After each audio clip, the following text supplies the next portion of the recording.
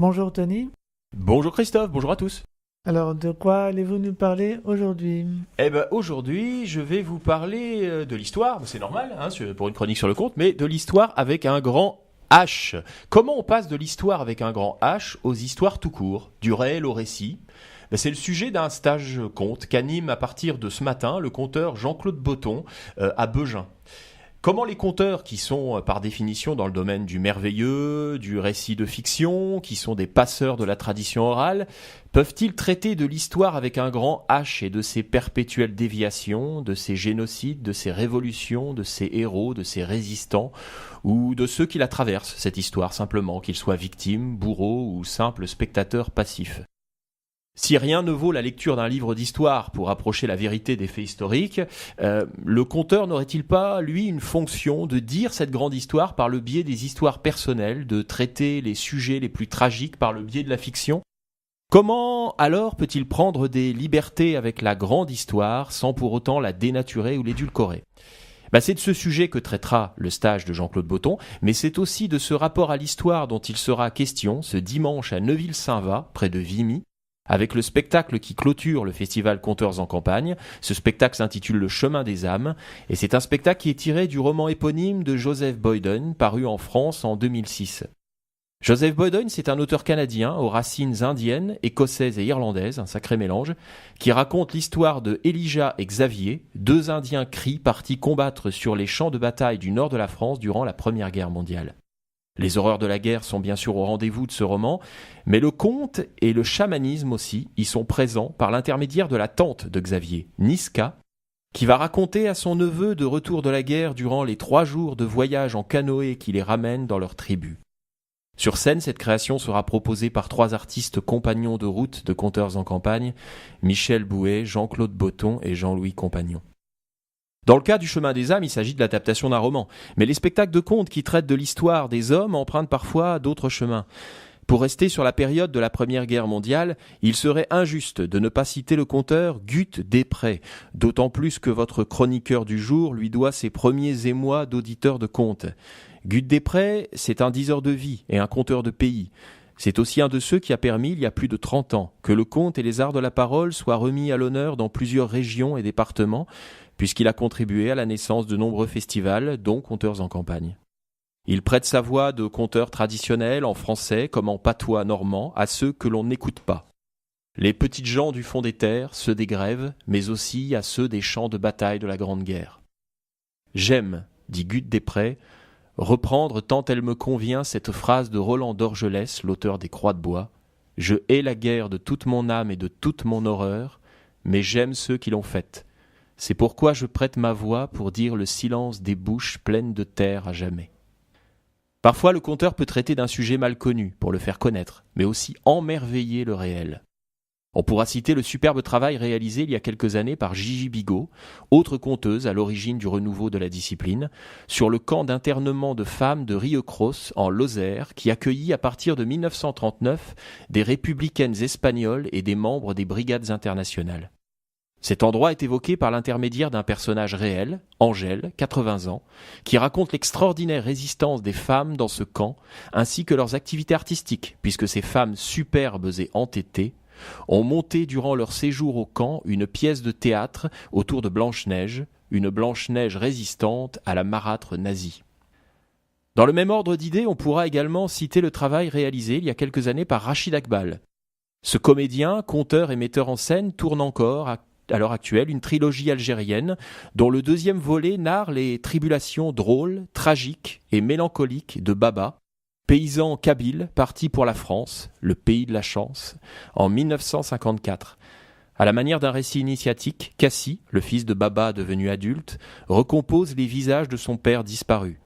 D'abord adolescent affamé en Kabylie, puis travailleur acharné en France, père joyeux, puis malheureux, devenu indépendantiste dépassé et héros malgré lui.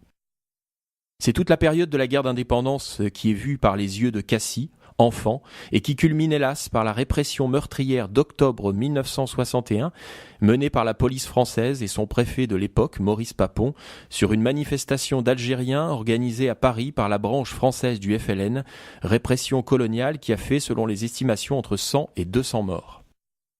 Il est même une conteuse, Bernadette Bidaude, qui a réussi le temps d'un conte, le miracle de passer du rire aux larmes en un éclair. Cette histoire de Marie-Thérèse, une femme qui retrouve soudain, au détour d'un événement anodin, sa mémoire de petite fille déportée, est une pure merveille que l'on peut trouver en CD sur le label L'Autre Label, et qui se termine par cette citation de Charlotte Delbo, écrivaine, secrétaire de Louis Jouvet, résistante et déportée à Auschwitz-Birkenau. « Je vous en supplie, faites quelque chose, apprenez un pas, une danse, quelque chose qui vous justifie, qui vous donne le droit d'être habillé de votre peau, de votre poil. Apprenez à marcher et à rire, parce que ce serait trop bête à la fin, que tant soit mort et que vous viviez sans rien faire de votre vie. » Nous pourrions encore citer des tas d'autres spectacles emballants comme le travail couillu de la québécoise Nadine Walsh sur les femmes pirates, Anne Bonny et Mary Read, qui ont réellement vécu mais dont on ne connaît que la légende. Ou encore le travail entre histoire et conte d'Olivier et de Robert, un ariégeois à la langue bien pendue, qui dans son spectacle Jaurès raconté par son peuple, évoque ce grand personnage par le biais d'un mineur, d'un verrier, d'un paysan et d'un instituteur, avant qu'un poilu de retour du front ne vienne rappeler qu'il fut aussi l'apôtre de la paix. Mais il est temps de passer à notre dernière séquence, le courrier des auditeurs. J'ai reçu cette lettre que je lirai peut-être si j'ai le temps. J'ai le temps, je la lis. C'est un courrier de Jean de la F de Château-Thierry. La raison du plus fort est toujours la meilleure, nous l'allons montrer tout à l'heure. Et tarte ta gueule à la récré, ajoute-t-il. Mon cher Jeannot, tu as tout à fait raison, et écoute cette histoire que j'allons te raconter, pas plus tard que tout de suite. Ça s'est passé au début, mais alors au début, quand les premiers animaux ont été créés sur Terre. Eh ben les loups et les moutons, ils étaient voisins. Ça se passait très bien entre eux. Jamais une querelle de voisinage, jamais une dispute. Nickel. Enfin, si, il faut que je vous dise, il y avait quand même un problème. C'est que les loups et les moutons, quand on les avait créés, on leur avait pas dit ce qu'ils devaient manger. Alors ils étaient bien embêtés. Les moutons, pas plus bêtes que vous et moi, ils se sont dit, on va manger la première chose qu'on trouve à nos pieds. À leurs pieds, il y avait quoi ? De l'herbe. Les moutons, ils ont mangé l'herbe. C'était vert. Ça avait un bon petit goût de chlorophylle, ça se digérait tout seul. Va pour l'herbe. Les loups, les voisins, pas plus bêtes que vous et moi, ils se sont dit, on va manger la première chose qu'on trouve à nos pieds. Oui, mais à leurs pieds, il y avait de l'herbe aussi. Et les loups, ils ont mangé l'herbe, et là, ça n'a pas été du tout, parce que toute cette nuit-là, et les nuits qui ont suivi, ils l'ont passé au-dessus de la cuvette des toilettes à vider tout ce qu'ils avaient dans l'estomac. Ils pouvaient pas supporter, ils ont tout essayé, l'herbe. Ils ont essayé de la manger crue, cuite, en salade, en infusion, ils ont même essayé de la fumer, mais tu parles, ça passait pas du tout. Alors, pour oublier le goût de cette herbe qu'ils pouvaient pas supporter, le dimanche, ils organisaient des grandes fêtes, des méga teufs. Ouais. Un jour, il y a un petit louveteau, plus malin que les autres, qui a dit si dimanche prochain, on invitait nos voisins les moutons, ça sera bien ça. Parce que plus on est de fous, plus on rit, plus on rigole, et plus on rigole, plus on rigole, quoi.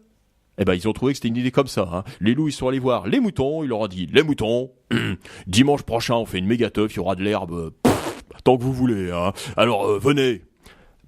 D'accord, ils ont dit les moutons. Et le dimanche est arrivé, et là, ça a été la méga teuf. Ouais, ça a été la méga teuf, tu parles. Non, parce que je sais pas comment ça se passe chez vous, chers auditeurs, mais des fois, le dimanche, on s'invite en famille, entre amis, tout ça.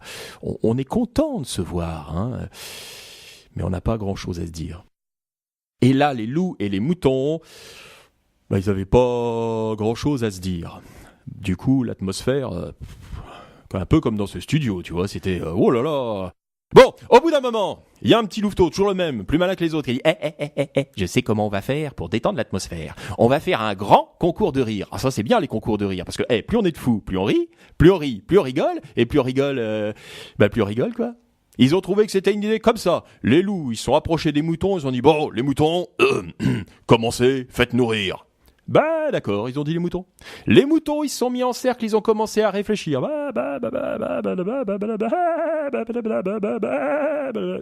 au bout d'un moment, il y a un mouton qui a quitté le groupe, qui s'est approché des loups et qui a dit bah les loups, est-ce que vous savez pourquoi nous, les moutons, tous les matins, on se frotte partout avec du dentifrice?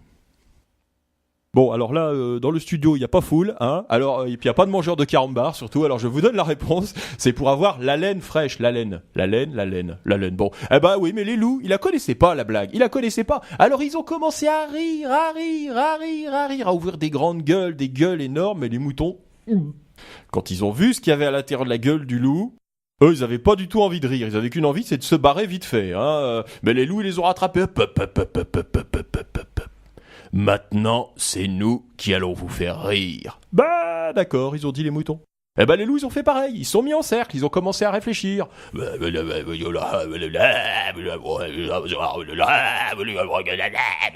Bon, au bout d'un moment, il y a un loup qui est sorti du groupe. Mais alors lui, il s'est pas approché des moutons. Ah non, lui, au contraire, il a reculé. Comme s'il prenait de l'élan, tu vois. Et alors, soudain, quand il a jugé que c'était assez, il s'est mis à courir. Il est arrivé derrière un mouton et hop, il lui a sauté au-dessus. Ouais, parce que ce loup-là, il venait d'inventer le premier saute-mouton de l'histoire. Ben, les moutons, ils avaient jamais vu ça. Alors, ils ont commencé à rire, à ouvrir des grandes gueules. Mais les loups, à ce moment-là, ils ont bien vu que dans la gueule des moutons, des dents, il y en avait, mais... Alors ça leur a donné des idées aux loups. Il y a leur œil qui s'est allumé d'un coup, à tous les loups. Il y a un filet de bave qui a commencé à couler le long de leur gueule. Ils se sont mis à entourer les moutons. Et ils se sont mis à resserrer le cercle. Et plus ils se rapprochaient des moutons, plus l'œil s'allumait, plus le filet de bave y pendait. Et quand tous les filets de bave ont touché le sol, ça a été le signal du grand carnage. Les loups se sont tous rués sur les moutons, ils les ont tous bouffés. Eh ben la mégateuf était finie. Eh ben c'est depuis ce temps-là que les loups mangent les moutons. Et c'est même depuis ce temps-là que si vous lui racontez votre meilleure blague, jamais vous verrez un mouton rigoler. Jamais. À la prochaine!